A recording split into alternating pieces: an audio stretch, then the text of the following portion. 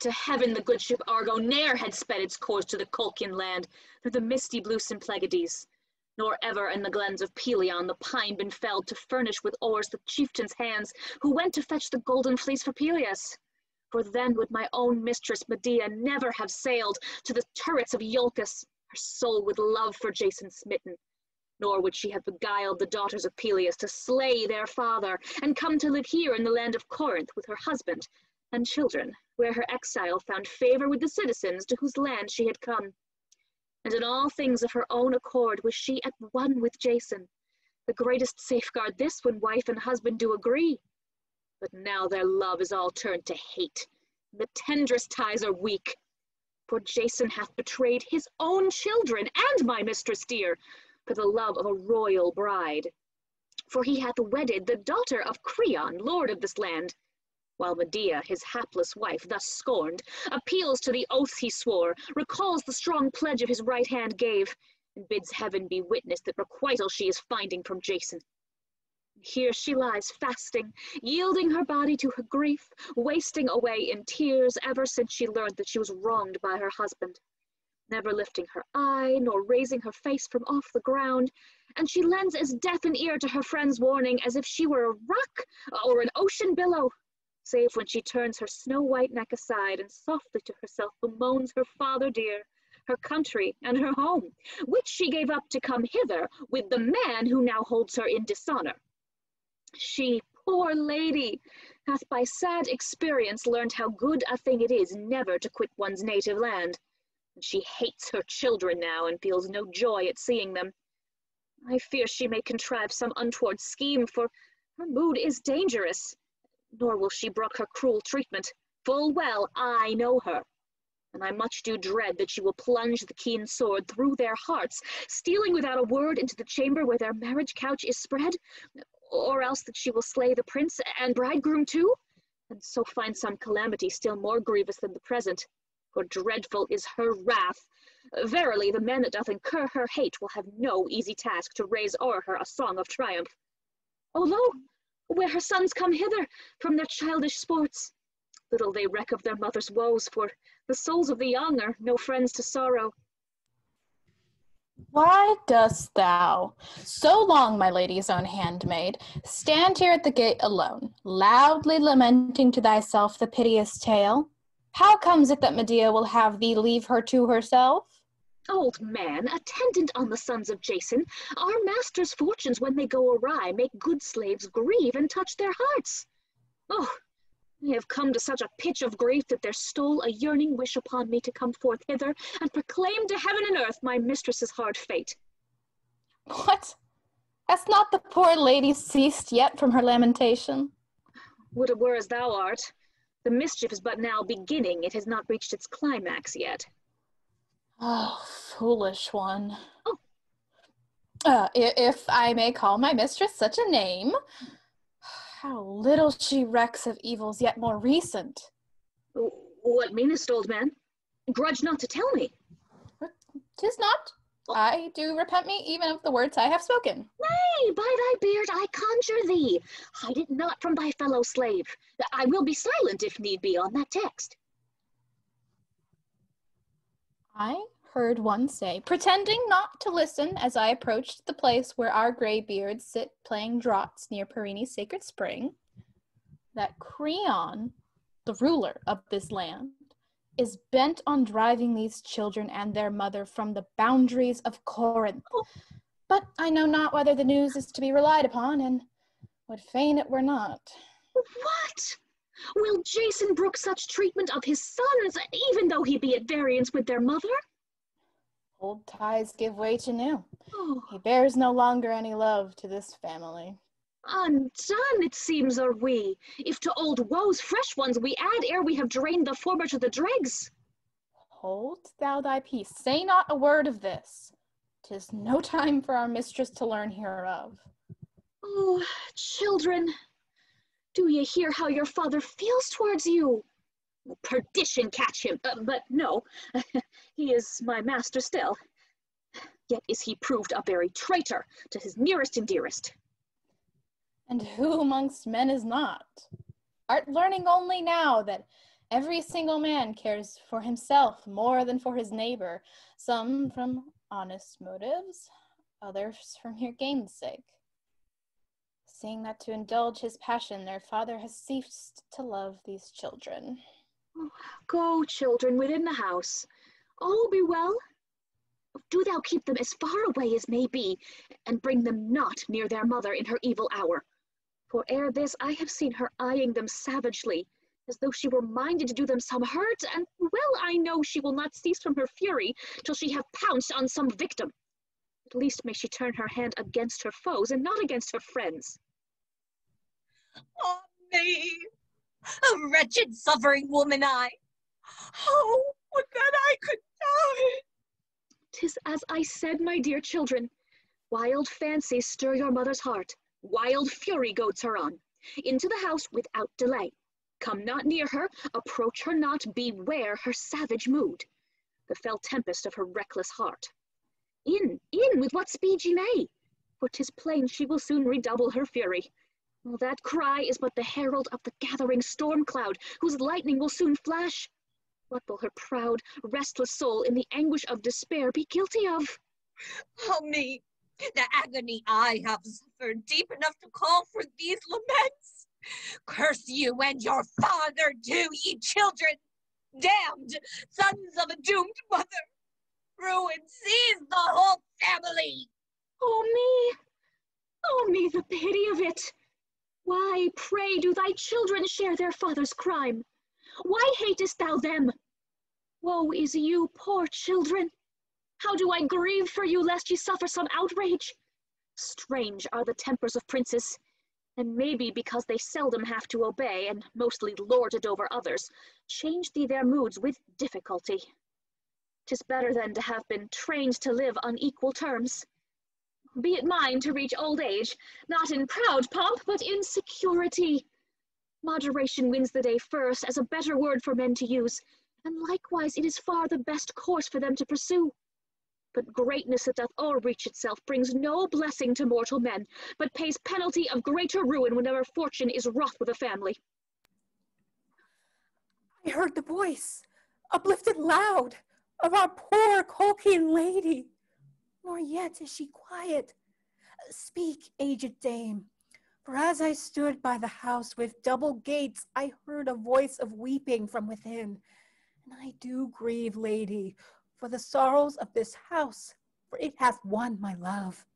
Oh, 'tis a house no more. All that is passed away long since. A royal bride keeps Jason at her side, while our mistress pines away in her bower, finding no comfort for her soul in aught her friends can say.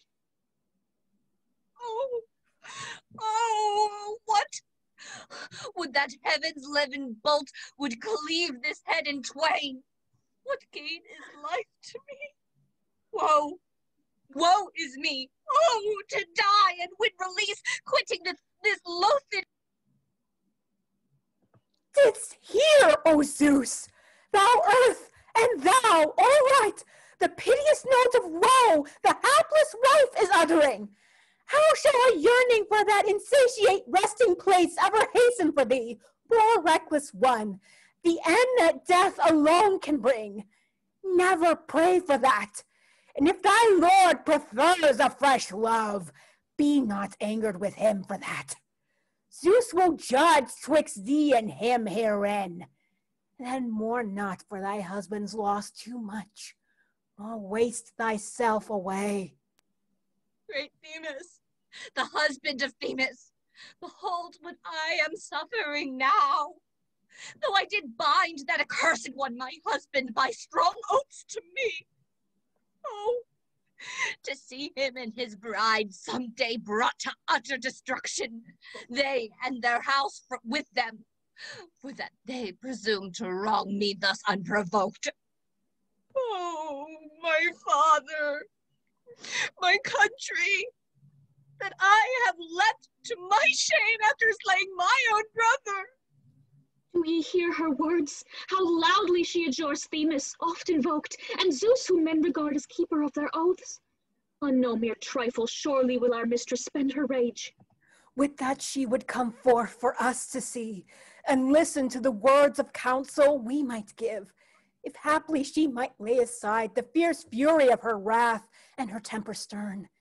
Never be my zeal at any rate denied, my friends, but go thou and bring her hither outside the house, and tell her this our friendly thought. Haste thee ere she do some mischief to those inside the house, for this sorrow of hers is mounting high. This will I do, but I doubt whether I shall persuade my mistress. Still, willingly will I undertake this trouble for you, albeit she glares upon her servants with the look of a lioness with cubs, whenso anyone draws nigh to speak with her. Wert thou to call the men of old time rude, uncultured boors, thou wouldst not err, seeing that they devised their hymns for festive occasions, for banquets, and to grace the board, a pleasure to catch the ear, shed o'er our life. But no man hath found any way to allay hated grief by music, and the minstrel's varied strain whence arise slaughters and fell strokes of fate to o'erthrow the homes of men. And yet this were surely a gain, to heal men's wounds by music's spell. But why tune they their idle song where rich banquets are spread? For of itself doth the rich banquet set before them afford to men delight. I heard a bitter cry of lamentation. Loudly, bitterly she calls on the traitor of her marriage bed, her perfidious spouse. By grievous wrongs oppressed, she invokes Themis, bride of Zeus, witness of oaths, who brought her unto Hellas, the land that fronts the strand of Asia, o'er the sea by night through ocean's boundless gate.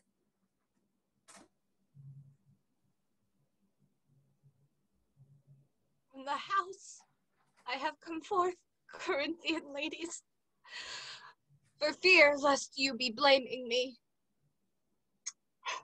For well I know that amongst men many by showing pride have gotten them an ill name and a reputation for indifference, both those who shun men's gaze and those who moved amid the stranger crowd. Likewise, they who choose a quiet walk in life, for there is no just discernment in the eyes of men, for they, or ever they have surely learned their neighbor's heart, loathing him at first sight, though never wronged by him, and so a stranger most of all should adopt a city's view. Nor do I commend that citizen who, in the stubbornness of his heart, from churlishness resents the city's will, but on me hath fallen this unforeseen disaster, and sapped my life.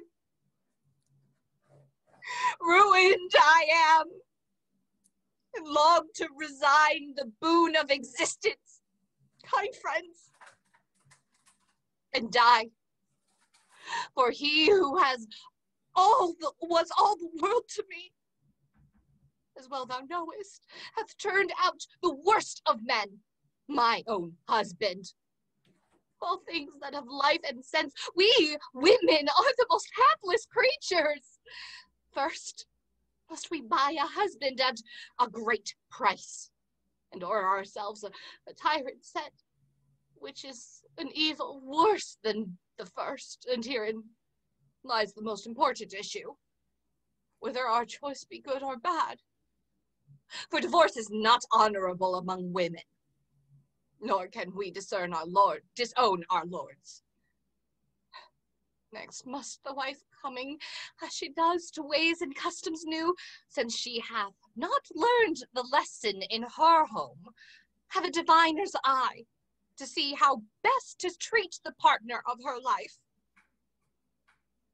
If haply we perform these tasks, and with thoroughness and tact, and the husband live with us without resenting the yoke, our life is a happy one. If not, 'twere best to die. But when a man is vexed with what he finds indoors, he goeth forth and rids his soul of its disgust, betaking him to some friend or comrade of like age, whilst we must needs regard his single self. And yet, they say we live secure at home. Well, they are at the wars with their sorry reasoning. For I would gladly take my stand in battle, array 3 times more than once give birth. But enough! This language suits not thee as it does me. Thou hast a city here, a father's house, some joy in life, and friends to share thy thoughts. But I am destitute, without a city, and therefore scorned by my husband, a captive I, from a foreign shore, with no mother, brother, or kinsman in whom to find a new haven of refuge from this calamity. Wherefore, this one boon, and only this, I wish to win from thee. Thy silence. If haply I can some way or means devise to avenge me on my husband for this cruel treatment, and on the man who gave to him his daughter, and on her who is his wife. For the woman be timorous enough in all else, and as regards courage, a coward at the mere sight of steel. Yet in the moment she finds her honor wronged, no heart is filled with deadlier thoughts than hers. This will I do, for thou wilt be taking a just vengeance on thy husband, Medea. That thou shouldst mourn thy lot surprises me not. But lo, I see Creon, king of this land, coming hither to announce some new resolve. Hark thee, Medea. I bid thee take those sullen looks and angry thoughts against thy husband forth from this land in exile, and with thee take both thy children, and that without delay. For I am judge in this sentence, and I will not return unto my house till I banish thee beyond the borders of the land. Oh me, now is utter destruction come upon me, unhappy that I am. For my enemies are bearing down on me full sail, nor have I any landing place to come at in my trouble. Yet, for all my wretched plight, I will ask thee, Creon, wherefore dost thou drive me from this land? Fear thee. No longer will I veil my dread neath words, lest thou devise against my child some cureless ill. Many things contribute to this fear of mine. Thou art a witch by nature, expert in countless sorceries, and thou art chafing for the loss of thy husband's affection. I hear too, so they tell me, that thou dost threaten the father of the bride, her husband, and herself with some mischief. Wherefore I will take precautions ere our troubles come. For 'tis better for me to incur thy hatred now, lady, than to soften my heart and bitterly repent it thereafter. Alas, this is not now the first time, but oft before, O Creon, hath my reputation injured me and caused sore mischief. Wherefore whoso is wise in his generation ought never to have his children taught to be too clever. For besides the reputation they get for idleness, they purchase bitter odium from the citizens. For if thou shouldst import new learning amongst dullards, thou wilt be thought a useless trifler, void of knowledge. Well, if they fame in the city, thy fame over in the city, or tops that of the pretenders to cunning knowledge, thou wilt win their dislike.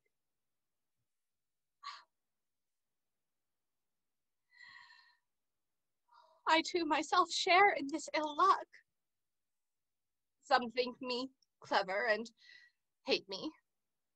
Others say I am too reserved, and some the very reverse.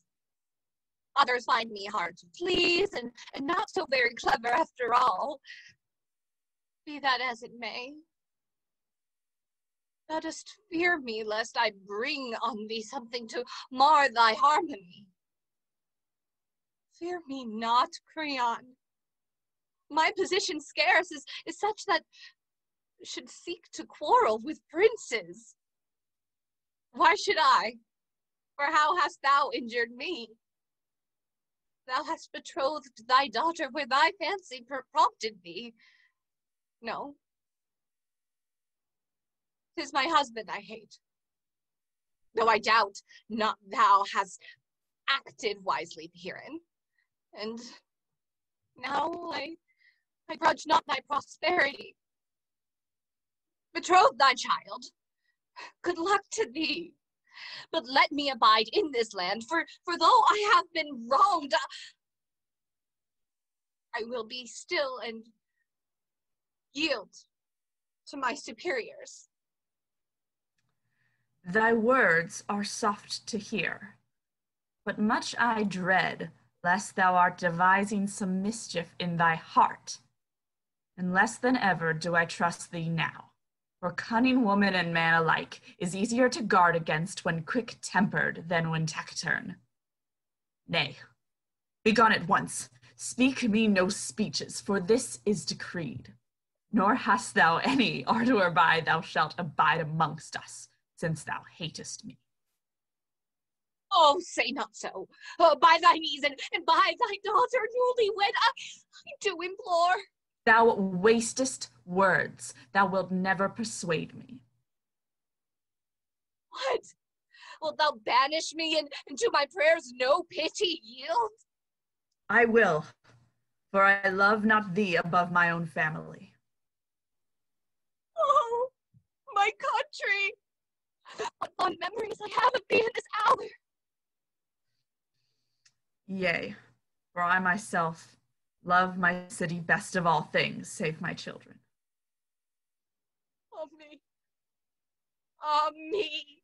To mortal men, how dread a scourge is love.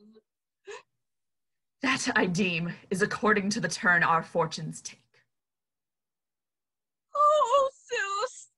Let not the author of these my troubles escape thee. Begone, thou silly woman, and free me from my toil. The toil is mine, no lack of it. Soon thou wilt be thrust out forcibly by the hand of servants. Not that I do entreat thee, Creon. Thou wilt cause disturbance yet, it seems. I will be gone. I ask thee not this boon to grant. Why then this violence? Why dost thou not depart?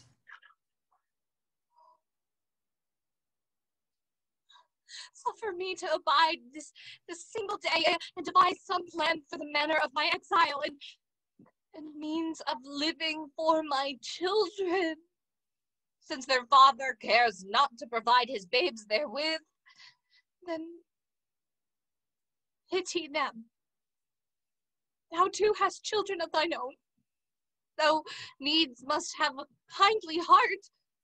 For my own Lana, I care not. Though I an exile am, but for those babes, I weep that they should learn what sorrow means.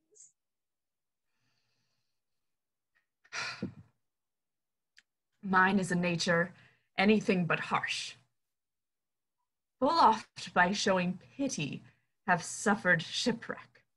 And now, albeit I clearly see my error, yet shalt thou gain this request, lady, but I do forewarn thee.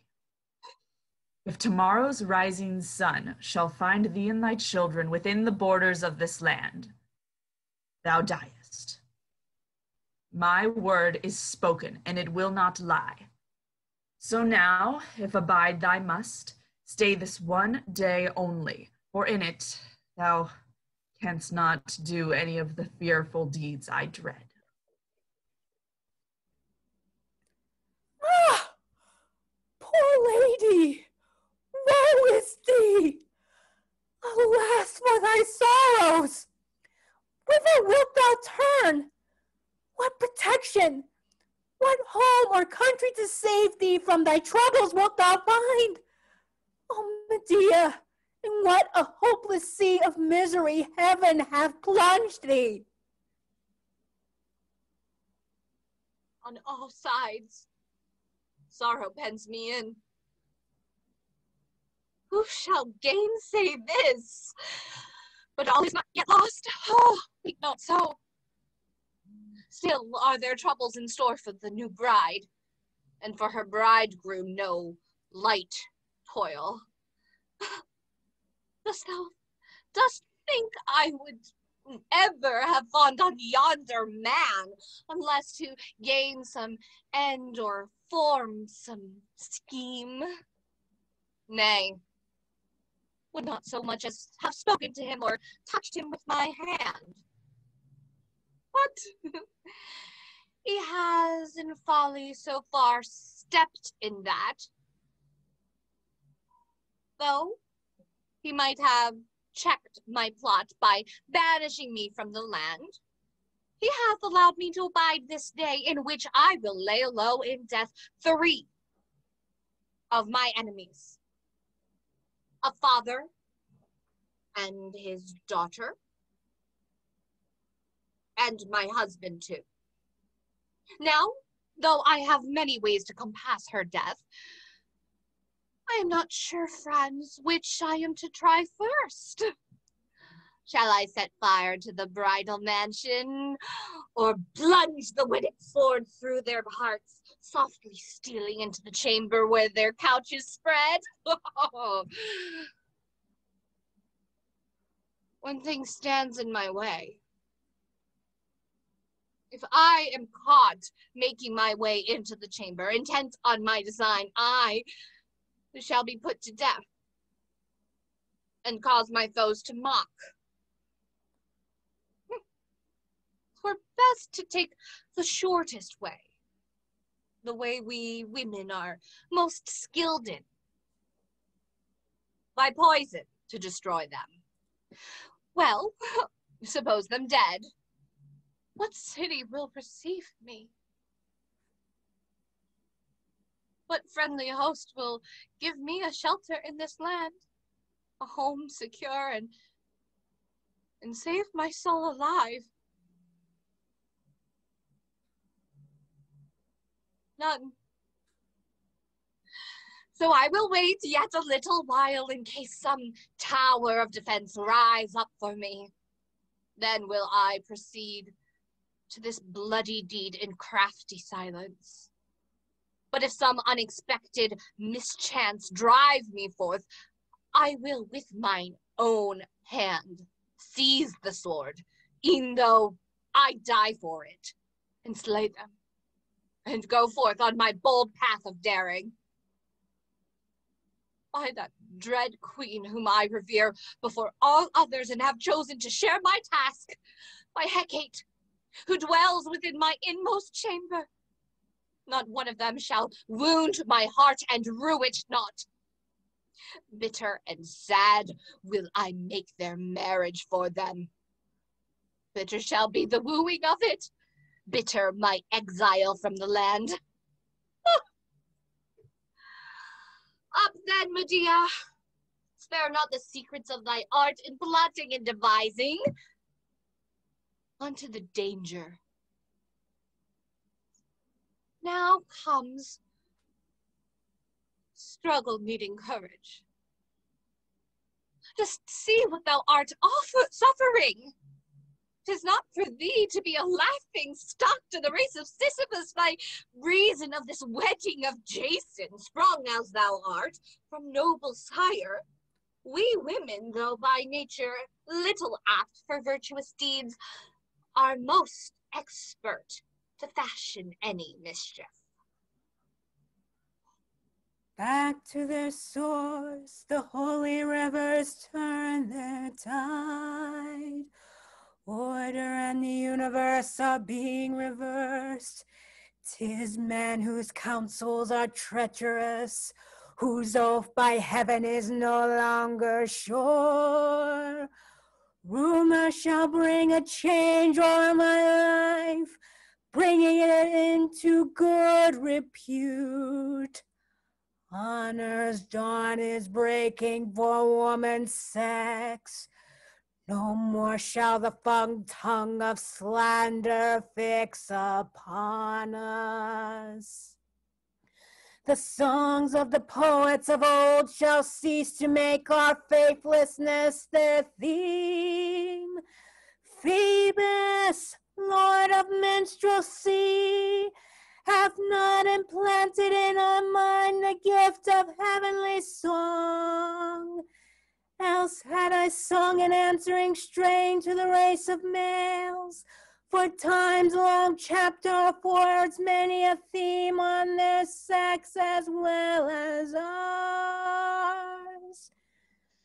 With mind distraught, didst thou thy father's house desert on thy voyage, betwixt ocean's twin rocks, and on a foreign strand thou dwellest, thy bed left husbandless, poor lady, and thou an exile from the land, dishonored, persecuted.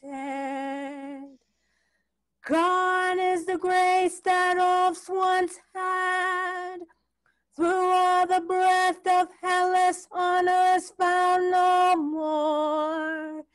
To heaven hath it sped away. For thee no father's house is open. Woe is thee, to be a haven from the troublous storm, while o'er thy home is set another queen, the bride that is preferred to thee.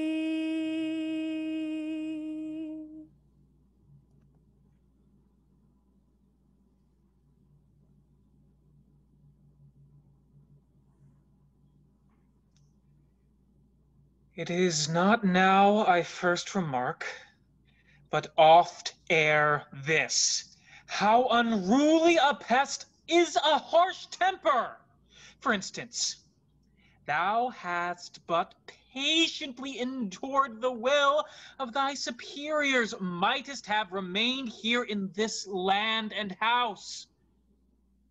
But now, for thy idle words, wilt thou be banished? Thy words are not to me. Cease not to call Jason basest of men, but for those words thou hast spoke against our rulers. Count it all gain that exile is thy only punishment.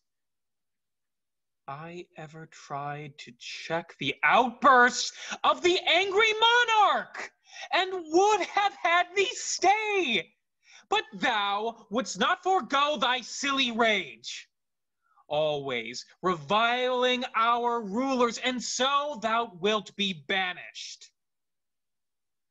Yet even after all this, I weary not of my goodwill, but am come with thus much forethought, lady, that thou mayst not be destitute, nor want for aught when, with thy sons, thou art cast out. Many an evil doth exile bring in its train with it, for though thou hatest me, never will I harbor hard thoughts of thee.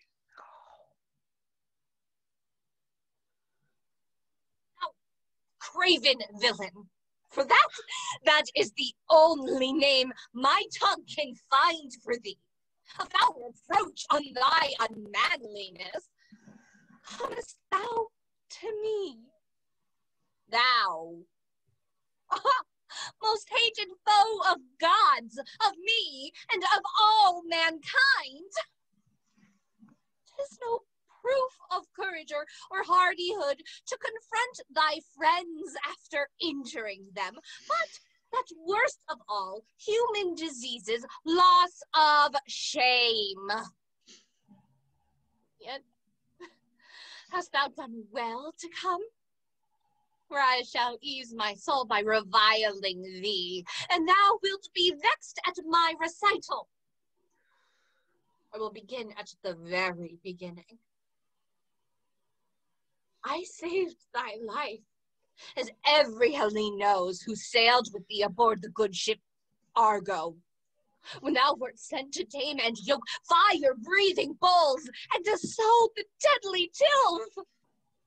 Yet, yea, and I slew the dragon which guarded the golden fleece, keeping sleepless watch o'er it with many a wreathed coil.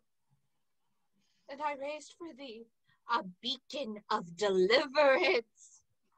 Father and home of my free will, I left and came with thee to Iolcus, 'neath Pelion's hills, and for my love was stronger than my prudence. Next I caused the death of Peleus by a doom most grievous, even by his own children's hand, beguiling them of all their fear. All this I have done for thee, thou traitor. And thou hast cast me over, taking to thyself another wife, though children have been born to us. Hadst thou been childless still, I would have pardoned thy desire for this new union. Gone is now the trust I put in oaths. I cannot even understand whether thou thinkest that the gods of old no longer rule, or that fresh decrees are now in vogue amongst mankind. Thy conscience must tell thee thou hast not kept faith with me. Oh, my poor right hand. Oh, which thou didst often grasp. These knees thou didst embrace, all in vain. I suffered a traitor to touch me. How short of my hopes I am fallen. But come, I will deal with thee as though thou wert my friend.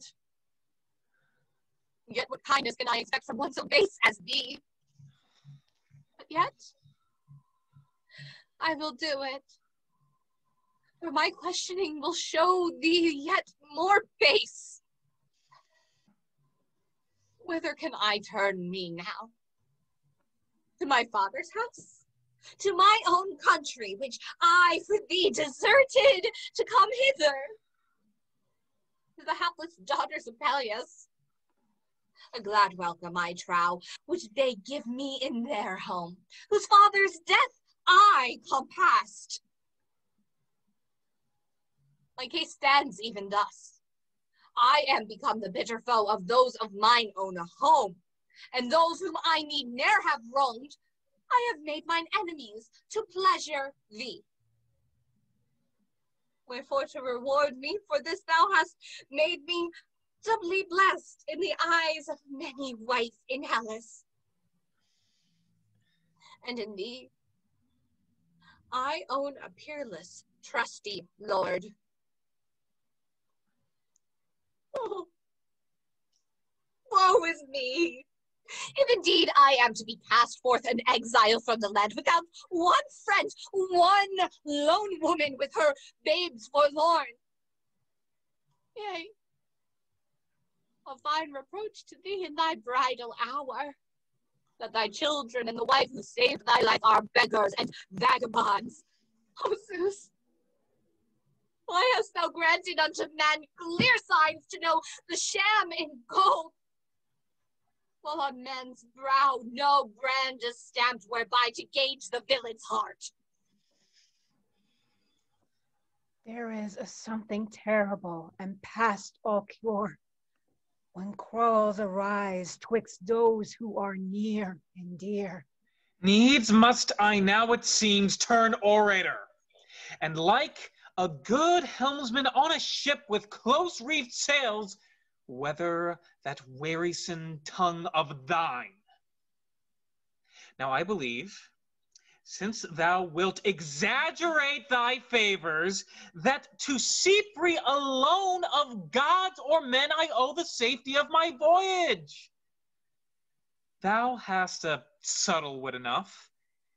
It were a hateful thing for me to say that the love god constrained thee by his resistless shaft to save my life.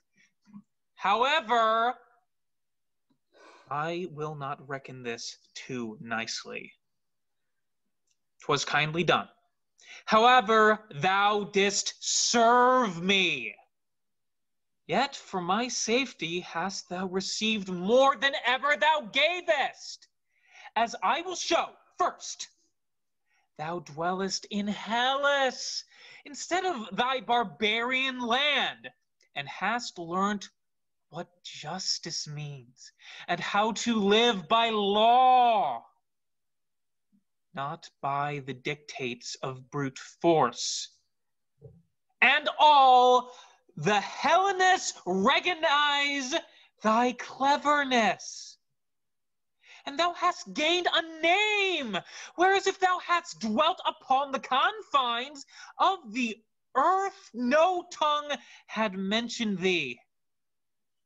Give me no gold within my halls, nor skill to sing a fairer strain than ever Orpheus sang, unless therewith my fame be spread abroad.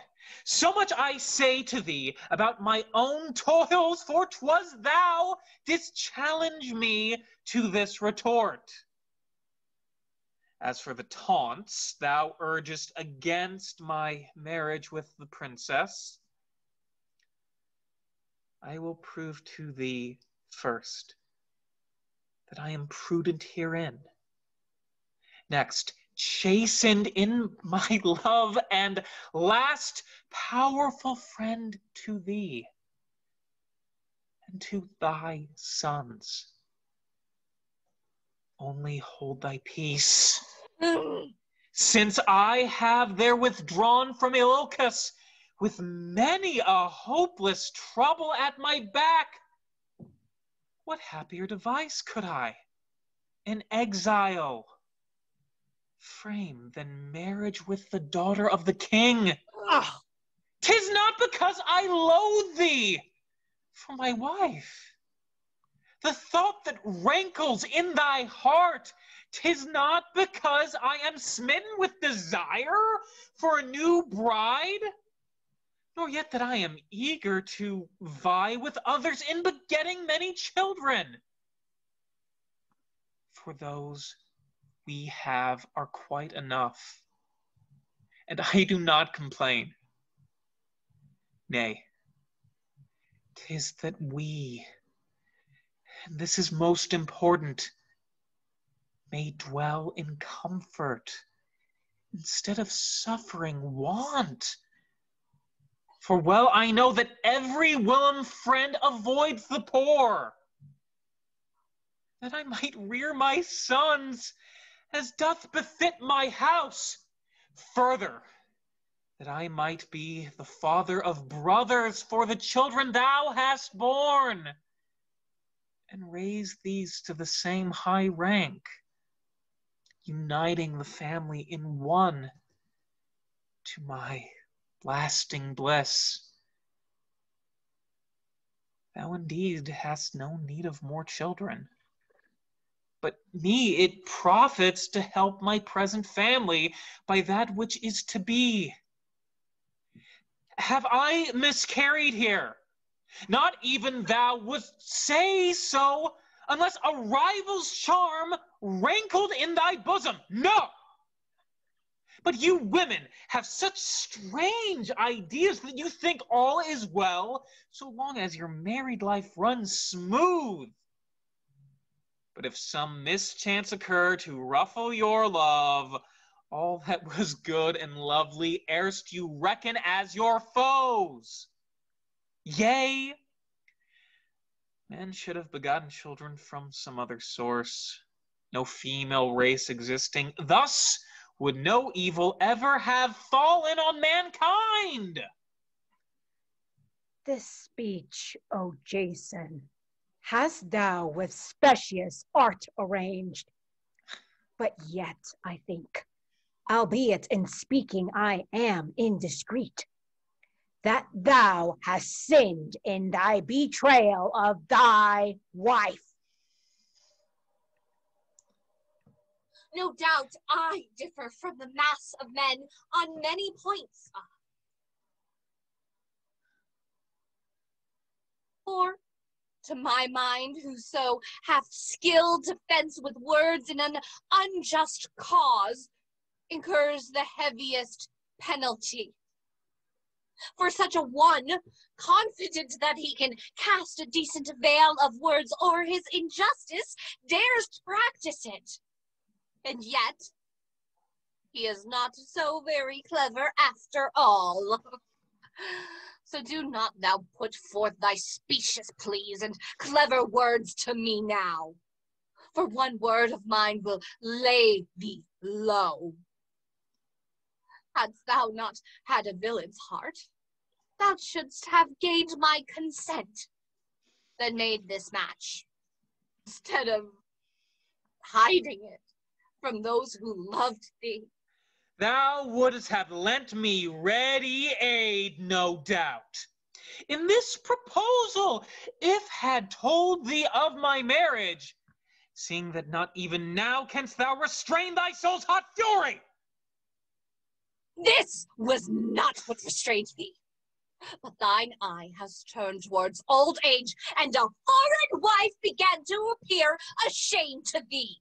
Be well assured of this. 'Twas not the woman's sake I wedded the king's daughter, my present wife. But, as I have already told thee, I wish to ensure thy safety, and to be the father of royal sons, bound by blood to my own children, a bulwark to our house. May that prosperity, whose end is woe, ne'er be mine, nor such wealth as would ever sting my heart. Change that prayer, as I will teach thee, and thou wilt show more wisdom. Never let happiness appear in sorrow's guise, nor, when thy fortune smiles, pretend she frowns. Look on! Thou hast a place of refuge! I am alone, an exile soon to be. Thy own free choice was this. Blame no one else. What did I do? Marry, then betray thee? Against the king thou didst invoke an impurous curse. On thy house too, maybe I bring the curse. Know this. I will no further dispute this point with thee. But if thou wilt of my fortune somewhat take for the children, or thyself to help thy exile, say on. For I am ready to grant with ungrudging hand, yea, and to bend tokens to my friends elsewhere who shall treat thee well. If thou refuse this offer, thou wilt do a foolish deed. But if thou cease from anger, the greater will be thy gain. I will have naught to do with friends of thine. Not will I receive of thee, offer it not to me. A villain's gifts can bring no blessing. At least I call the gods to witness that I am ready in all things to serve thee and thy children. But thou dost scorn my favors and thrustest thy friends stubbornly away. Wherefore thy lot will be more bitter still. Oh, away! by love for thy young bride entrapped, too long thou lingerest outside her chamber.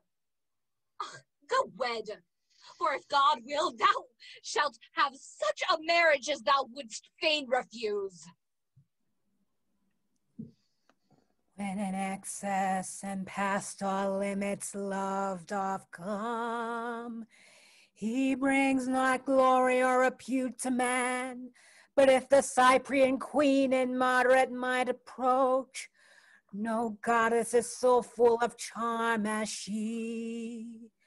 Never, oh never, lady mine, discharge at me from thy golden bow a shaft invincible, in passion's venom dipped. On me may chastity, heaven's fairest gift, look with a favoring eye. Never may Cyprus goddess dread fasten on me a temper to dispute, or restless jealousy smiting my soul with mad desire for unlawful love. But may she hollow peaceful married life and shrewdly decide whom each of us shall wed. Oh, my country, oh, my dear home, God grant I may never be an outcast from my city, leading that cruel, helpless life whose every day is misery. Ere that may I this life complete and yield to death, aye, death, for there is no misery that doth surpass the loss of fatherland. I have seen with mine eyes, nor from the lips of others have I the lesson learnt. No city, not one friend doth pity thee in this thine awful woe. May he perish and find no favor, whoso hath not in him honor for his friends, freely unlocking his heart to them. Never shall he be friend of mine.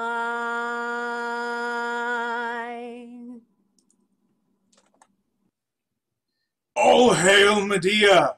No man knoweth fairer prelude to the greeting of friends than this. All hail to thee likewise, Aegeus, son of wise Pandion. Whence comest thou to this land? From Phoebus' ancient oracle. What took thee to thy travels to the prophetic center of the earth? The wish to ask how I might raise up seed unto myself. Pray, tell me, hast thou till now dragged on a childless life? I have no child, owing to the visitation of some god. Hast thou a wife? Or hast thou never known the married state? I have a wife, joined to me in wedlock's bond. What said Phoebus to thee as to children? Words too subtle for man to comprehend. Surely I may learn the god's answer. Oh, most assuredly, for it is just thy subtle wit it needs. What said the god? Speak, if I may hear it. He bade me not loosen the wineskin's pendant neck. Till when? What must thou do first? What country visit? Oh, till I to my native home return. What object hast thou in sailing to this land? O'er treason's realm is Pythias king.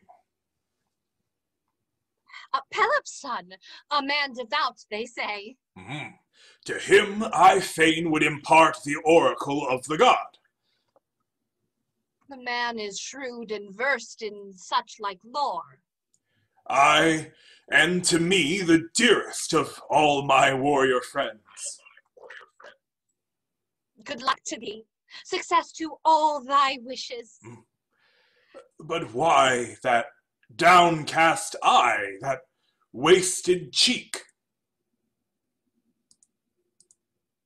Oh, Aegeus, my husband has proved most evil. What meanest thou?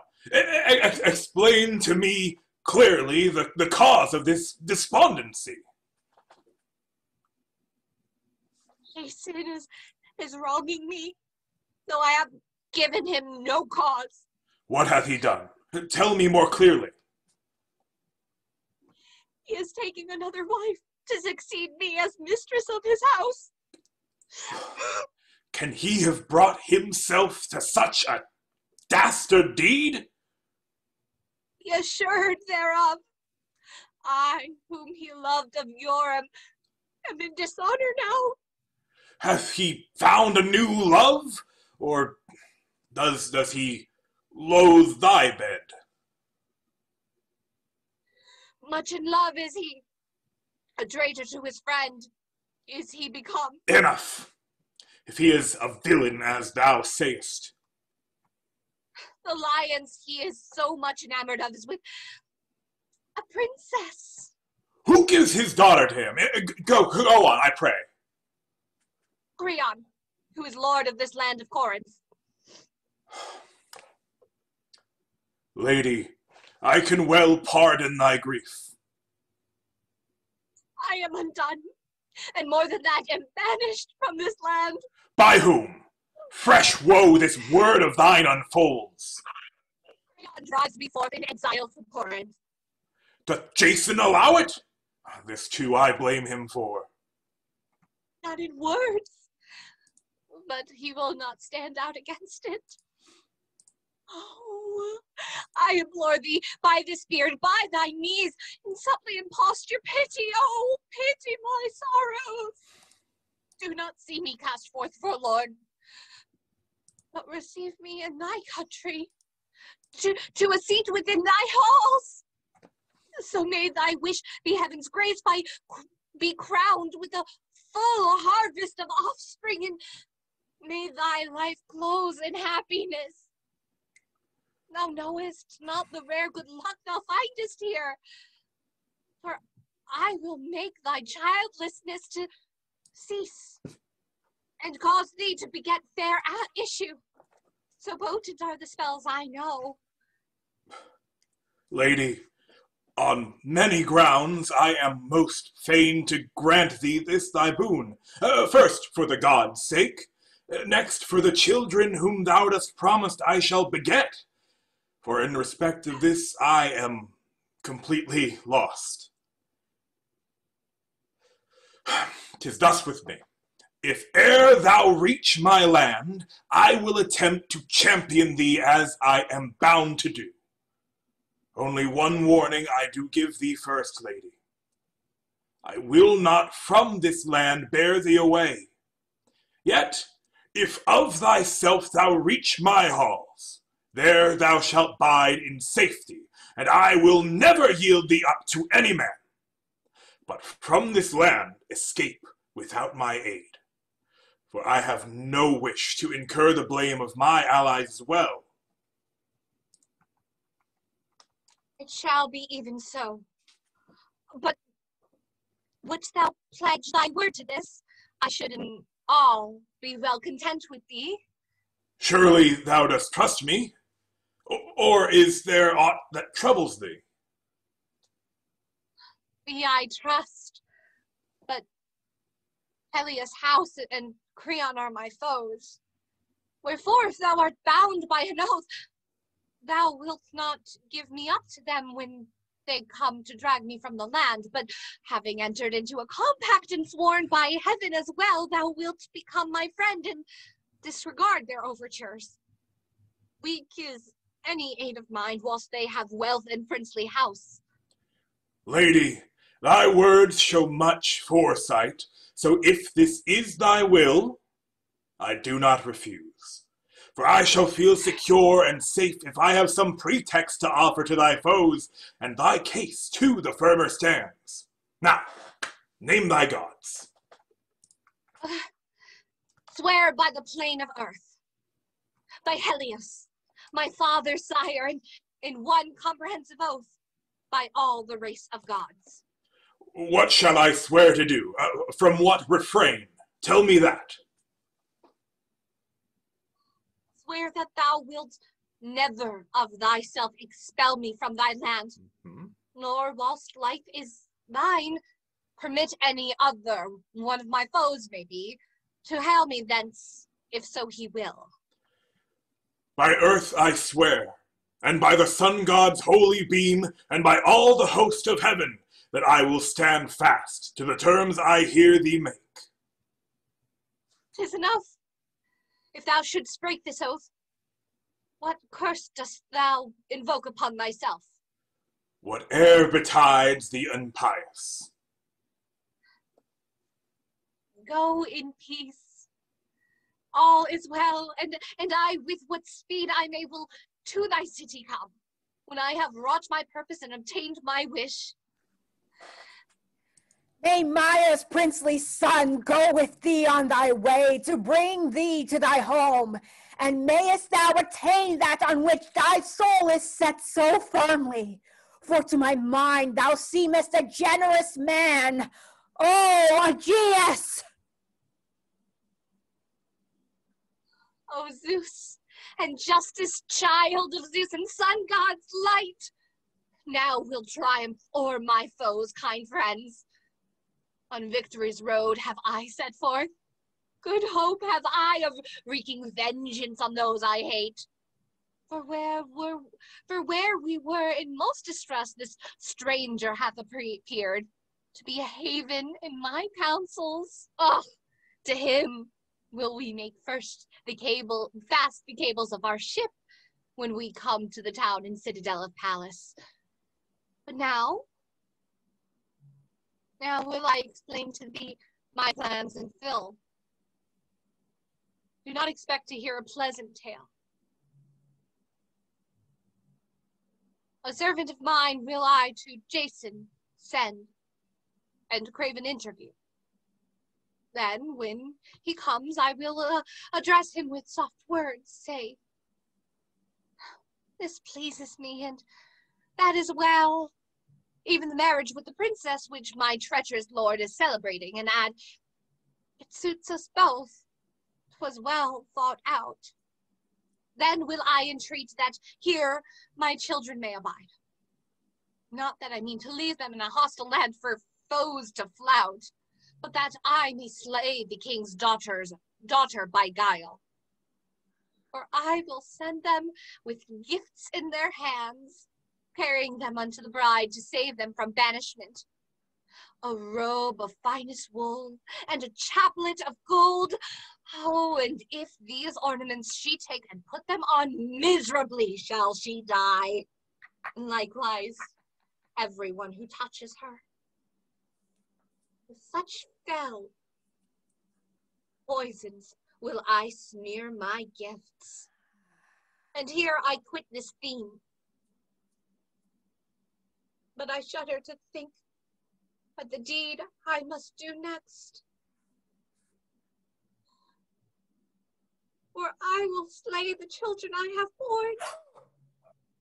There is none shall take them from my toils, and when I have utterly confounded Jason's house, I will leave the land, escaping punishment for my dear children's murder, after my most unholy deed. For I cannot endure the taunts of enemies, kind friends. Enough! No! What gain is life to me? I have no country, home, or refuge left. Oh, I did wrong that hour I left my father's home, persuaded by that Helene's words, who now shall pay the penalty. So help me God. Never shall he see again, alive, the children I bore to him. nor from his new bride shall he beget issue, for she must die a hideous death, slain by my drugs. Let no one deem me a poor, weak woman who sits with folded hands, but of another mold.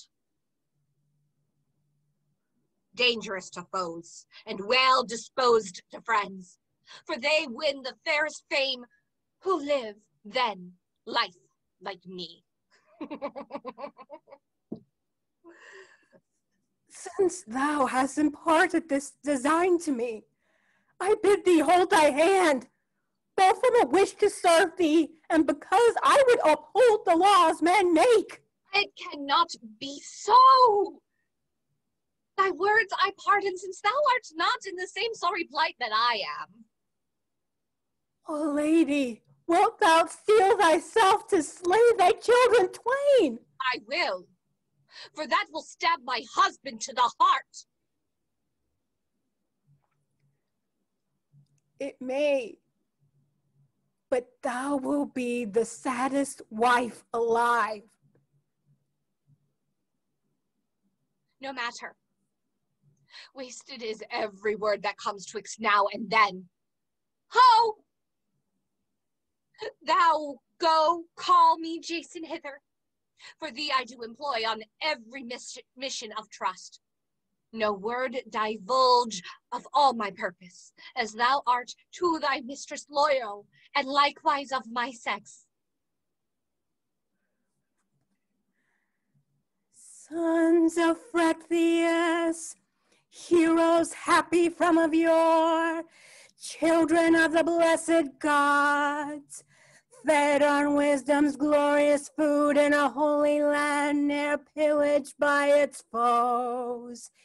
Ye who move with sprightly step through a climate ever bright and clear, where, as legend tells, the Muses nine, Pyrrhia's holy maids, were ever brought to birth by Harmonia with the golden hair.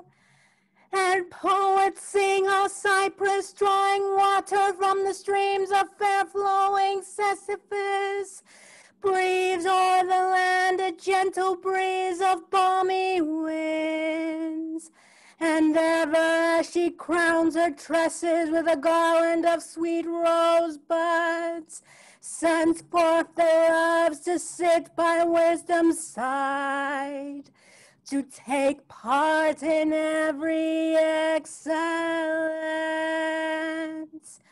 How then shall the city of sacred streams, the land that welcomes those it loves, receive thee, the murderess of thy children, thee whose presence with others is a pollution?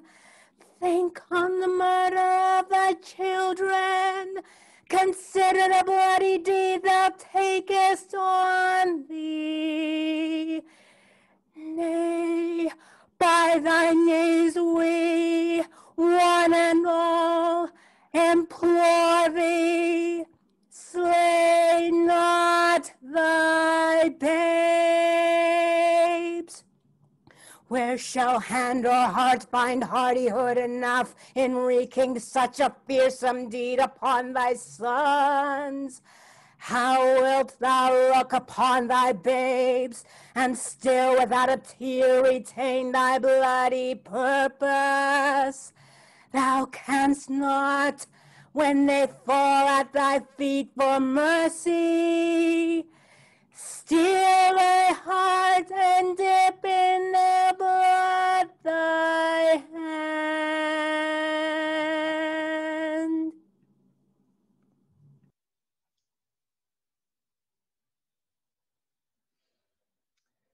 I am come at thy bidding. For even though thy hate for me is bitter, thou shalt not fail in this small boon. But I will hear what new request thou hast to make of me, lady. Jason, crave thy pardon for the words I spoke. And, well, thou mayest brook my burst of passion, for ere now we twain have shared much love. For I have reasoned with my soul and railed upon me thus. Oh, poor heart! Why am I thus distraught? Why so angered against all good advice? Why have I come to hate the rulers of the land? My husband too, who does the best for me he can in wedding with a princess and rearing for my children noble brothers. Shall I not cease to fret?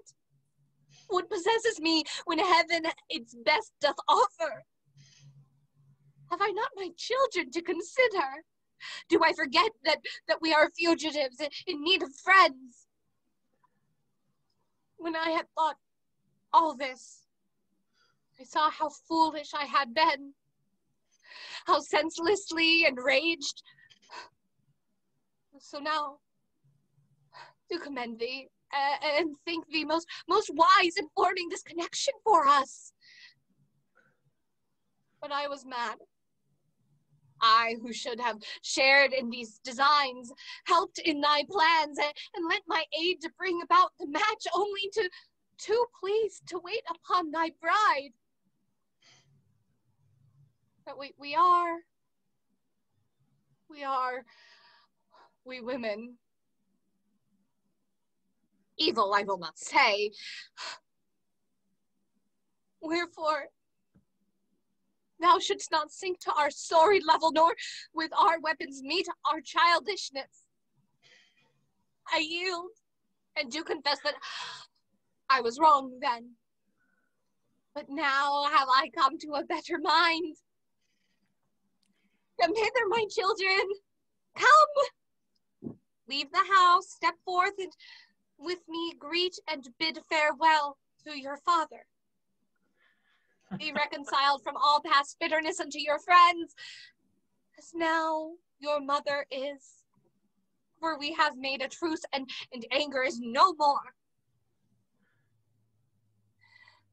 Take his right hand. Oh, me, my sad fate. When I reflect as now upon the hidden future, oh, my children. Since there awaits you even thus a long, long life, stretch forth the hand to take a fond farewell. Oh, me. How new to tears I am. How full of fear. For now that I have at last released me from my quarrel with your father, I let the teardrops stream down my tender cheek. From my eyes, too, burst forth the copious tear. Oh, may no greater ill than the present e'er befall. Lady, I praise this conduct. Not that I blame what is past, for it is but natural to the female sex to vent their spleen against a husband when he traffics in marriages besides his own. But thy heart is changed to wiser schemes, and thou art determined on the better course. Late though it be, this is acting like a woman of sober sense. And for you, my sons, hath your father provided all good heed, a sure refuge. By God's grace for ye, I trow shall with your brothers share hereafter the foremost rank in this Corinthian realm. Only grow up. For all the rest you sire, and whoso of the gods is kind to us is bringing to pass. May I see you reach man's full estate, high o'er the heads of those I hate.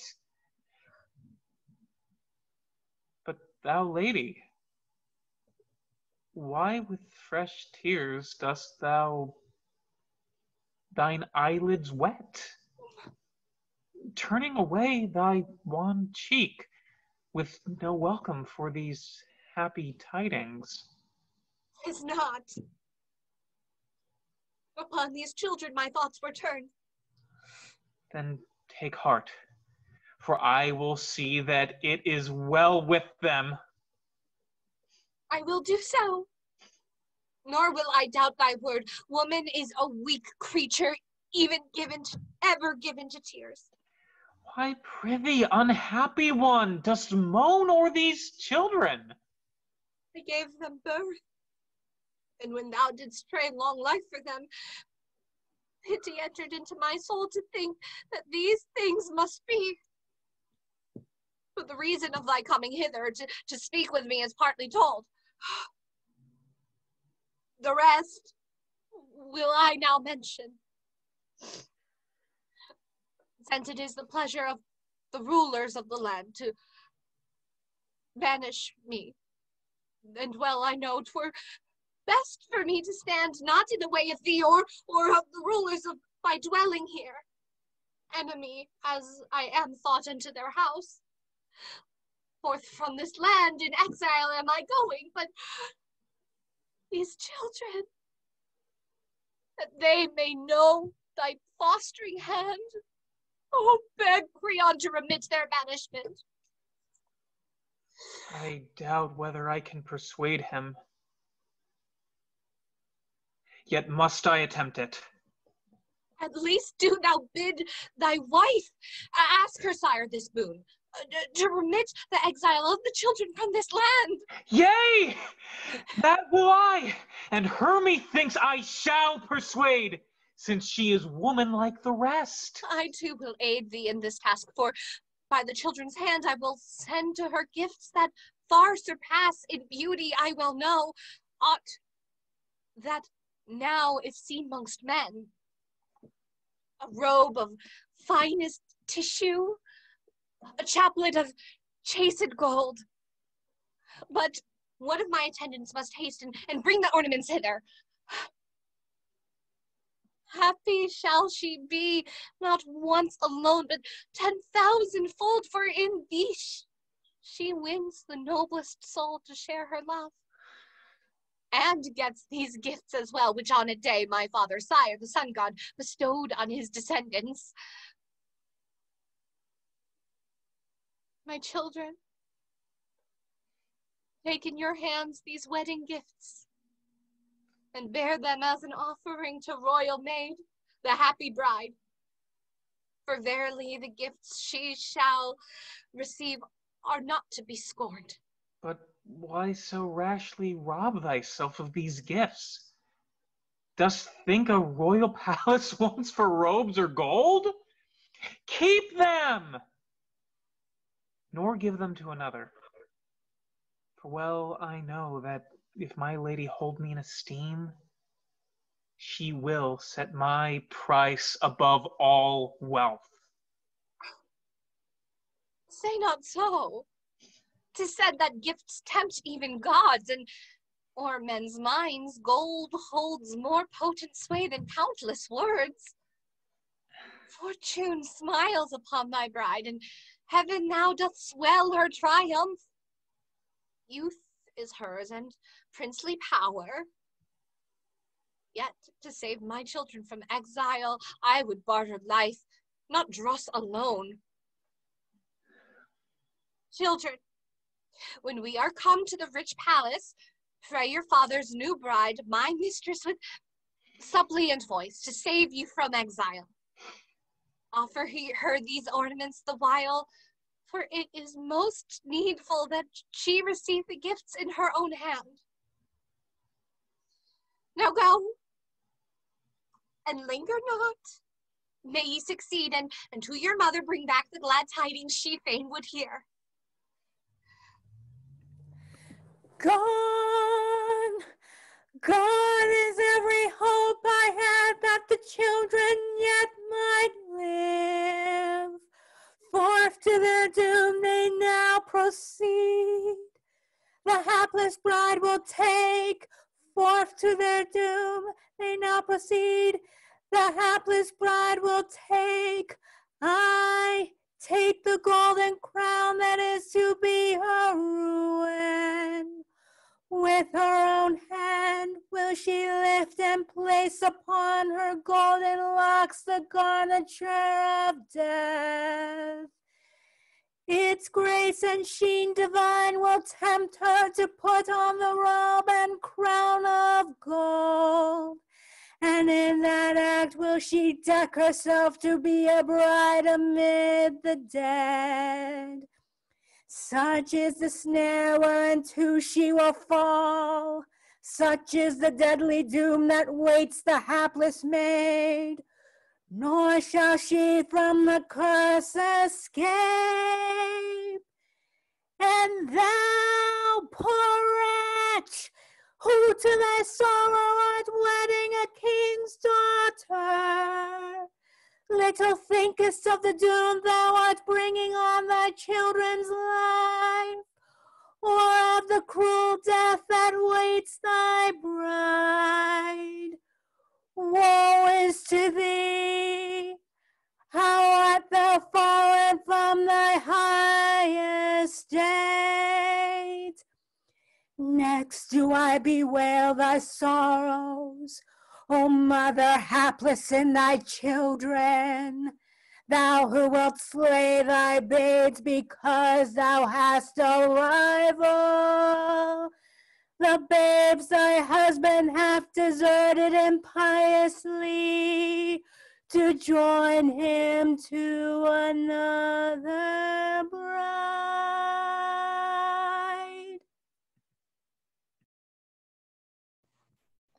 Thy children, lady, are from exile freed, and gladly did the royal bride accept thy gifts in her own hands, and so thy children made their peace with her. Why art so disquieted in thy prosperous hour? Why turnest thou thy cheek away, and hast no welcome for my glad news? Oh, me!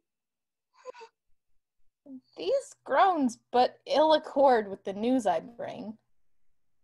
Oh, me, once more I say. Have I unwittingly announced some evil tidings? Have I erred in thinking my news was good? Thy news is as it is. I blame thee not. And why this downcast eye, these floods of tears? Old friend, needs must I weep, for the gods and I with fell intent devised these schemes. Be of good cheer. Thou too of a surety shalt by thy sons yet be brought home again. Ere that shall I bring others to their home. Ah! Woe is me. Thou art not the only mother from thy children reft. Bear patiently thy troubles as a mortal must. I will obey. Go thou within the house and make the day's provision for the children. Oh, my babes. My babes, ye have still a city and a home, where far from me and my sad lot, you will live your lives, reft of your mother forever. While I must to another land in banishment, wherever I have had my joy of you, or lived to see you happy, or ever I have graced your marriage couch, your bride, your bridal bower, or lifted high the wedding torch. Oh, me, a victim of my own self-will.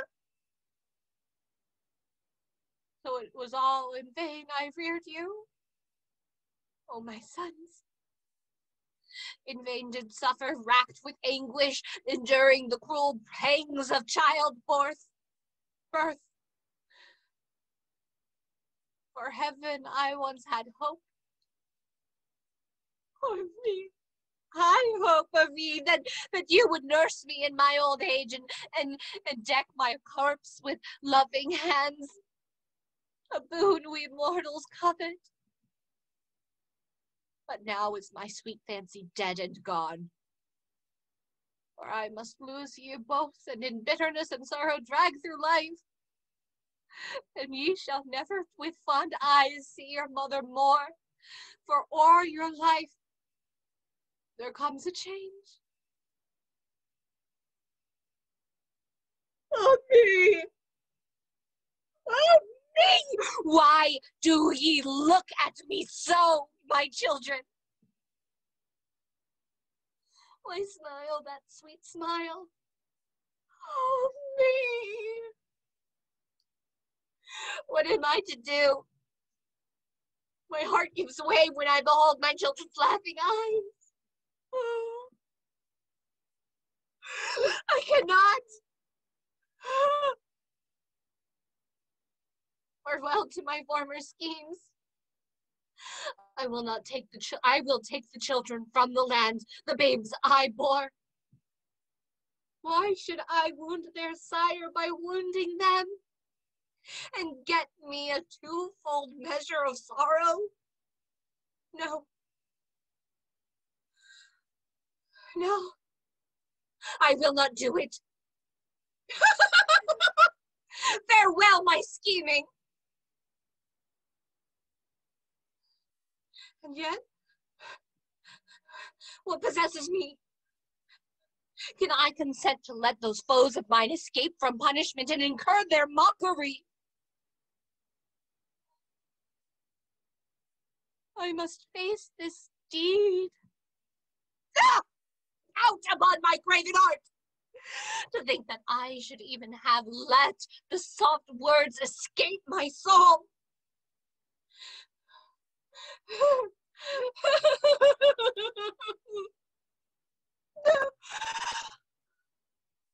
Into the house, children.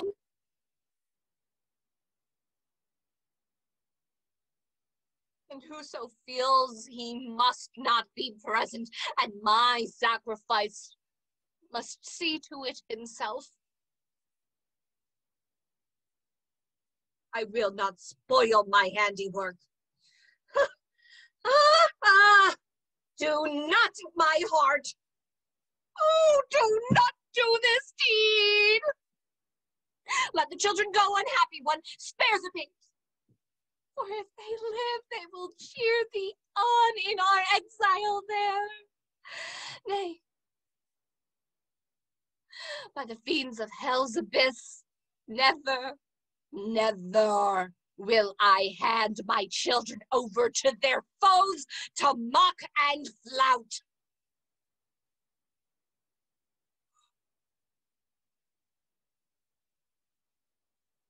Die they must in any case. And since 'tis so, why I, the mother who bore them, will give the fatal blow.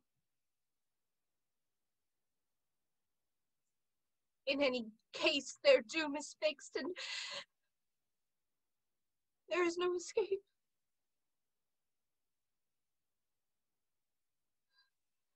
Already the crown is on her head. The robe is round her. And she is dying. The royal bride. That do I know full well. But now, since I have a piteous path to tread, and yet more piteous shall the path I send my children on, fain would I say farewell to them. Children! Oh, my babes, my babes.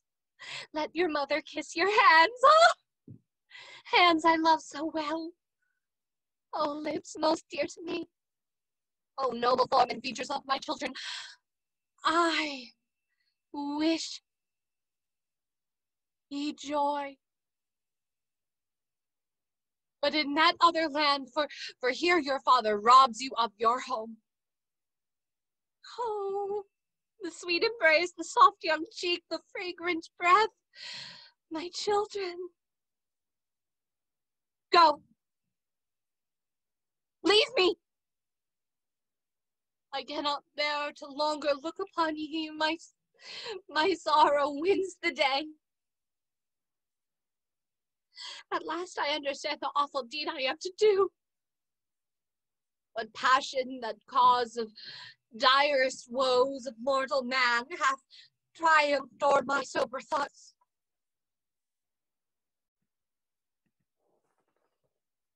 Oft ere now have I pursued such subtler themes and have faced graver issues than woman's sex should seek to probe. But then e'en we aspire to culture, which dwells with us to teach us wisdom. I say not all, for small is the class amongst women. One maybe shalt thou find mid many that is not incapable of wisdom. And amongst mortals, I do assert that they who are wholly without experience and have never had children far surpass in happiness those who are parents. The childless, because they have never proved whether children grow up to be a blessing or curse to men, are removed from all share in many troubles, whilst those who have a sweet race of children growing up in their houses do wear away, as I perceive, their whole life through. First, with the thought how they may train them up in virtue. Next, how they shall leave their sons the means to live. And after all this, 'tis far from clear whether on good or bad children they bestow their toil. But one last crowning woe for every mortal man now will name. Suppose that they have found sufficient means to live, and seen their children grow to man's estate and walk in virtue's path. Still, if fortune so befall, comes death and bears the children's bodies off to Hades. Can it be any profit to the gods to heap upon us mortal men, beside our other woes, this further grief for children lost? A grief surpassing all. Kind friends, long have I waited expectantly to know how things would at the palace chance. And lo, I see one of Jason's servants coming hither, whose harried gasps for breath proclaim him the bearer of some fresh tidings. Fly, fly, Medea! Who has wrought an awful deed, transgressing every law, nor leave behind, or sea-bone back, or car that scours the plain? Why? What hath chanced that calls for such a flight of mine? The princess is dead, a moment gone, and Creon too, her sire, slain by those drugs of thine. Oh, tidings most fair are thine. Henceforth shalt thou be ranked amongst my friends and benefactors. What? Art sane? Art not distraught, lady? Who hears with joy the outrage to our royal house done? And art not at the horrid tale afraid? Somewhat have I too to say in answer to thy words. Be not so hasty, friend, but tell the manner of their death, for thou wouldst give me double joy if they so perished miserably. When the children twain, whom thou didst bear, came with their father and entered the palace of the bride, right glad were we thralls who had shared thy griefs. For instantly, from year to year, a rumor spread that thou and thy lord had made up your former quarrel. One kissed thy children's hand, another their golden hair, while I, for very joy, went with them in person to the women's chambers. Our mistress, whom now we do revere in thy room, cast a longing glance at Jason, ere she saw your children thine. But then she veiled her eyes and turned her blanching cheek away, disgusted at their coming. But thy husband tried to check his young bride's angry humor with these words: "Oh, be not angered against thy friends. Cease from wrath and turn once more thy face this way, counting as friends whom so thy husband counts, and accept these gifts. And for my sake, crave thy sire to remit these children's exile." Soon, as she saw the ornaments, no longer she held out, but yielded to her lord in all. And ere the father and his sons were far from the palace gone, she took the broidered robe and put it on, and set the golden crown about her tresses, arranging her hair at her bright mirror, with many a happy smile at her breathless counterfeit. Then rising from her seat, she passed across the chamber, tripping lightly on her fair white foot, exulting in the gift, with many a glance at her uplifted ankle. When lo, a scene of awful horror did ensue. In a moment she turned pale, reeled backwards, trembling in every limb, and sinks upon a seat scarce soon enough to save herself from falling to the ground. An aged dame, one of her company, thinking belike it was a fit from Pan or some godsend, raised a cry of prayer, till from her mouth she saw the foam flakes issue, her eyeballs rolling in their sockets, and all the blood in her face desert. Then did she raise a loud scream far different from her former cry. Forthwith, one handmaid rushed to her father's house, another to her new bridegroom, to tell his bride's sad fate. The whole house echoed with their running to and fro.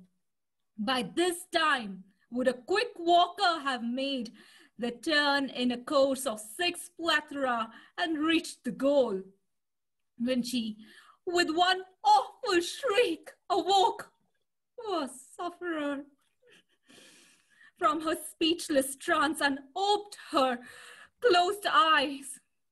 For against her a twofold anguish was warring.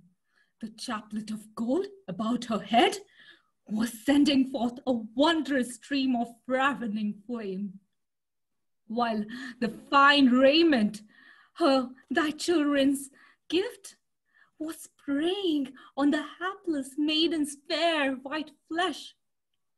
And she starts from her seat in a blaze and seeks to fly, shaking her hair and head this way and that to cast the crown therefrom.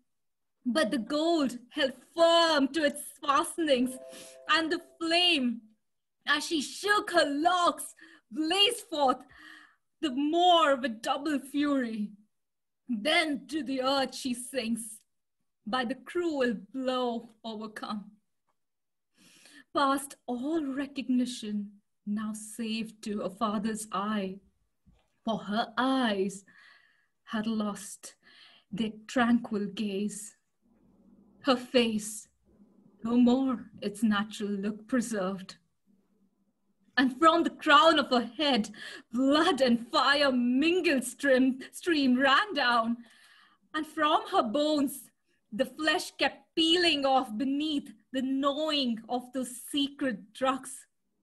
E'en as when the pine tree weeps its tears of pitch, a fearsome sight to see. And all were afraid to touch the corpse, for we were warned by what had chanced.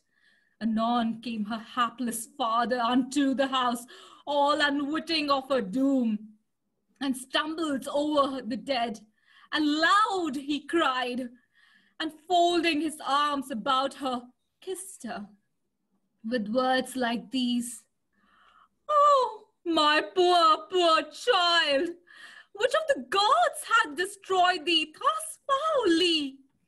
Who is robbing me of thee? Old as I am, and ripe for death. Oh, my child, alas, could I die with thee?" He ceased his sad lament, and would have raised his aged frame, but found himself held fast by the fine-spun robe as ivy that clings to the branches of the bay. And then ensued a fearful struggle. He strove to rise, but she still held him back, and if ever he pulled with all his might, from off his bones, his aged flesh, he tore. At last, he gave it up, and breathed forth his soul in awful suffering, for he could no longer master the pain. So there they lie, daughter and aged sire, dead side by side, a grievous sight that calls for tears. And as for thee, I leave thee out of my consideration, for thyself must discover a means to escape punishment. Not now, for the first time I think this human life a shadow. Yea, and without shrinking I will say that they amongst men who pretend to wisdom and expend deep thought on words do incur a serious charge of folly. For amongst mortals, no man is happy. Wealth may pour in and make one luckier than another, but none can be happy. This day the deity, it seems, will mass on Jason, as he well deserves. Heavy load of evils. Woe is thee, daughter of Creon. We pity thy sad fate. Gone as thou art to Hades' halls, as the price of thy marriage with Jason. My friends, I am resolved upon the deed. At once will I slay my children, and then leave this land, without delaying long enough to hand them over to some more savage hand to butcher. No. Needs must they die in any case, and since they must, I will slay them. I, the mother that bare them. Oh, heart of mine, steel thyself. Why do I hesitate to do the awful deed that must be done? Come, take the sword. The wretched hand of mine. Take it and advance to the post whence starts the life of sorrow. Away with cowardice! Give not one thought to thy babes, how dear they are, or how they are their mother. This one brief day, forget thy children dear, and after that, lament. For though thou wilt slay them, yea, yet they were your darlings still. And I am a lady of sorrows. Oh, earth! Oh, sun! Whose beam illumines all! Look! Look upon this lost woman! As she stretched forth her murderous hand upon her sons for blood! For lo! These are scions of thy own golden seed! And the blood of gods is in danger of being being shed by man. O light, from Zeus proceeding, stay her, hold her hand, forth from the house chase this foul bloody fiend by demons led. Vainly wasted were the throes thy children cost thee. Vainly hast thou borne, it seems, sweet babes. O thou who hast left behind thee that passage through the blue, simple glades that strangers justly hate. Ah! Helpless one, why doth fierce anger thy soul assail? Why in its place is foul murder growing up? For grievous unto mortal men are pollutions that come of kindred blood poured on the earth. Woes to suit each crime hurled from heaven on the murderer's house. Ay me, what can I do? Whither fly to escape my mother's blows? I know not, sweet brother mine, we are lost. 'Tis here the children's cry. O lady, born to sorrow, victim of an evil fate, surely enter the house. For the children's sake, I am resolved to ward off the murder. Yea, by heaven, I adjure you. Help, your aid is needed. Even now the toils of the sword are closing round us. O hapless mother, surely thou hast a heart of stone or steel to slay the offspring of thy womb by such a murderous doom. Of all the wives of yore, I know but one who laid her hand upon her children dear. Even I know whom the gods did madden in the day that the wife of Zeus drove her wandering from her home. But she, poor sufferer, flung herself into the sea because of the foul murder of her children, leaping o'er the wave-beat cliff, and in her death was she united to her children twain. Can there be any deed of horror left to follow this? Woe for the wooing of women fraught with disaster. What sorrows hast thou caused for men ere now?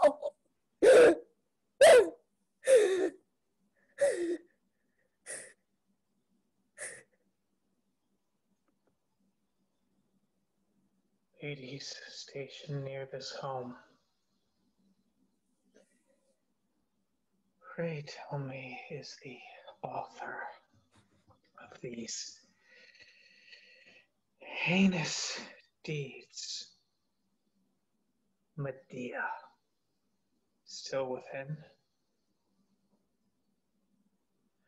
Or hath she fled from hence? For she must hide beneath the earth, or soar on wings towards heaven's vault if she would avoid the vengeance of the royal house. Is he so sure she will escape herself unpunished from this house, when she hath slain the rulers of the land?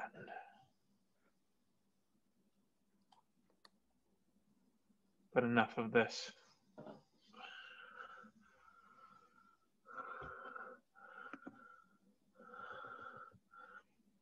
I am forgetting her children. As for her, those whom she hath wronged will do the like by her. But I am come to save the children's life, lest the victim's kin visit their wrath on me, in vengeance for the murder foul wrought by my mother's children.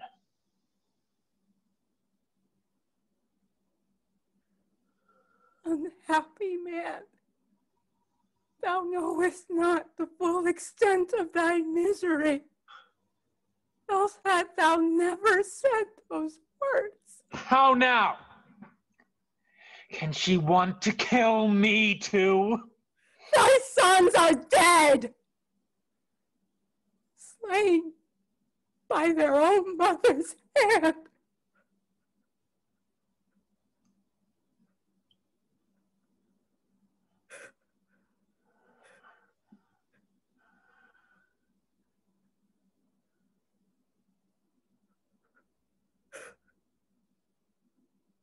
O God, what sayest thou? Woman, thou hast sealed my doom! Thy children are no more. Be sure of this.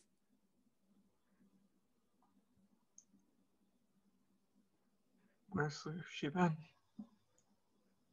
Within the palace or outside? Throw wide the doors and see thy children's murdered corpses. Haste, ye slaves! Loose the bolts! Undo the fastenings that I may see the sight twofold woe. My murdered sons, and her whose blood in vengeance I will shed.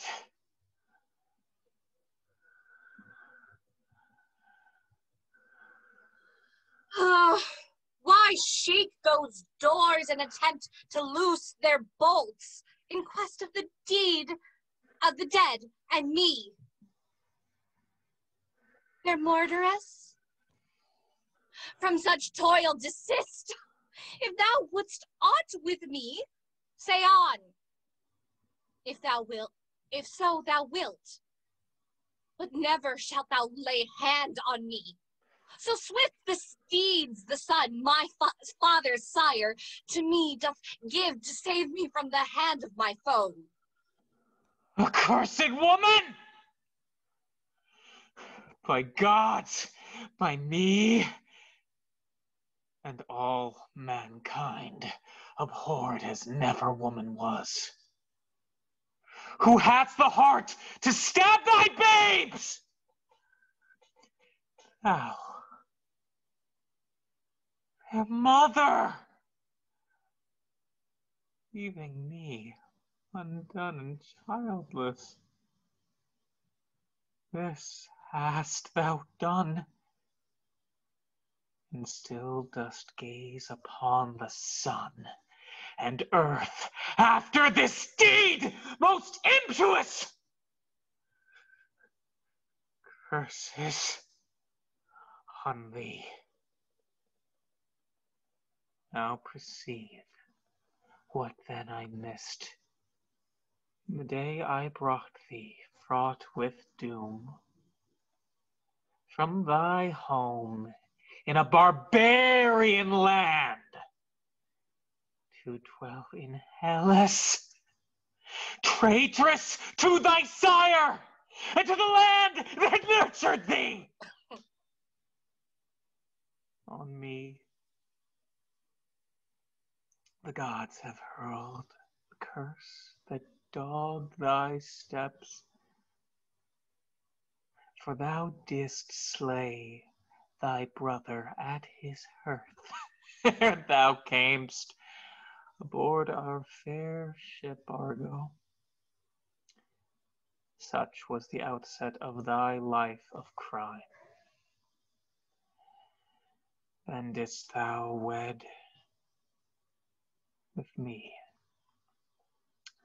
and having borne me sons, to glut thy passion's lust, thou now hast slain them. Not one amongst the wives of Hellas e'er had dared this deed. Yet before them all, I chose thee for my wife, wedding a foe to be my doom. No woman, but a lioness, fiercer than Tyranny, Scylla in nature, but with reproaches heaped thousandfold. I cannot wound thee. So brazen is thy nature. Perish, vile sorceress, murderer of thy babes! Whilst I must mourn my luckless fate, for I shall ne'er enjoy my new-found bride, nor shall I have the children whom I bred and reared alive to say the last farewell to me. Nay, I have lost them. This speech, I could have made a long reply. But Father Zeus knows well all I have done for thee. Treatment thou hast given me. Yet thou wert not ordained to scorn my love and lead a life of joy in mockery of me, nor was thy royal bride, nor Creon, who gave thee a second wife, to thrust me from this land and rue it not. Wherefore, if thou wilt, call me even a lioness, and Scylla, whose home is in the Tyrrhene land. For I, in turn, have wrung thy heart as well I might.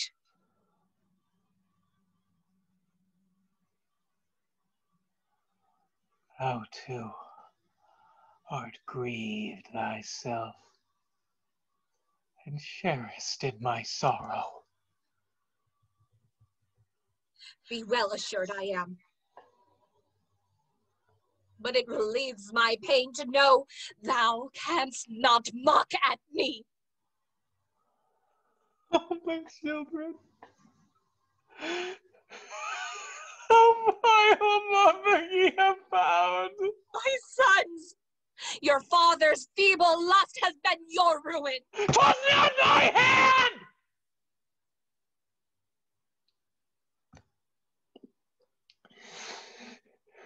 At any rate, it slew them. No, but thy foul treatment of me and thy new marriage. Didst think that marriage calls enough to murder them? Dost think a woman counts this a trifling injury? So she be self-restrained. But in thy eyes all is evil.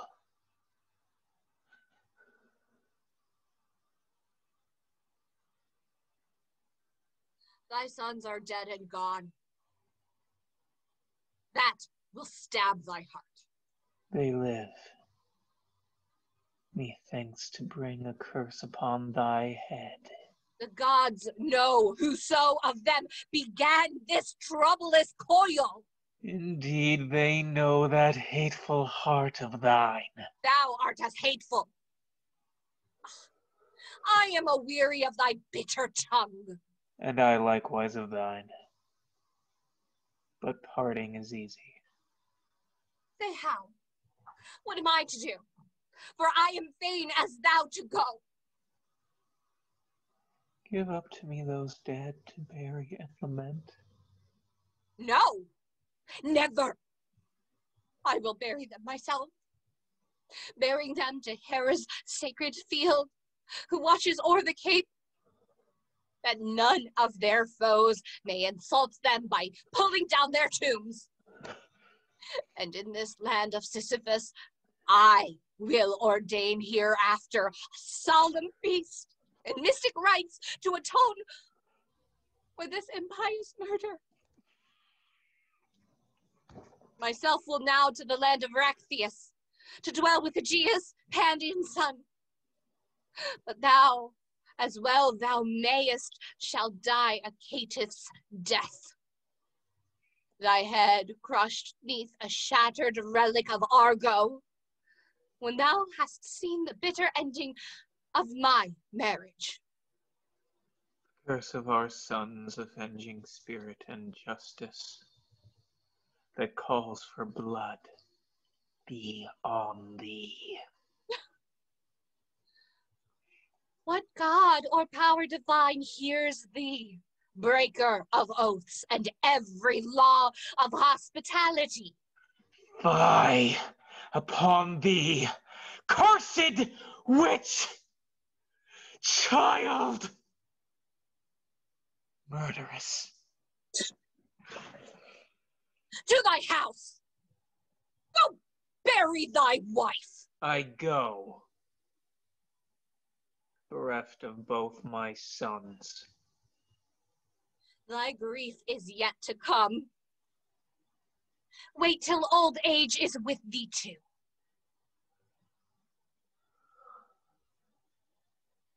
Oh, my dear children. Dear to their mother, not to thee. And yet thou didst slay them. Yea, to vex thy heart. One last fond kiss on me. I fain would on their lips imprint. Embraces now and fond farewells for them. But then a cold repulse. By heaven, I do adjure thee. Let me touch their tender skin. No, no! In vain this word has sped its flight. Oh, Zeus! Dost hear how I am driven hence? Dost mark the treatment I receive from the she-lion? Fell murderess of her young! Yet so far as I may and can, I raise for them a dirge, and do adjure the gods to witness how thou hast slain my sons, and wilt not suffer me to embrace or bury their dead bodies. Would I never begotten them to see thee slay them after all.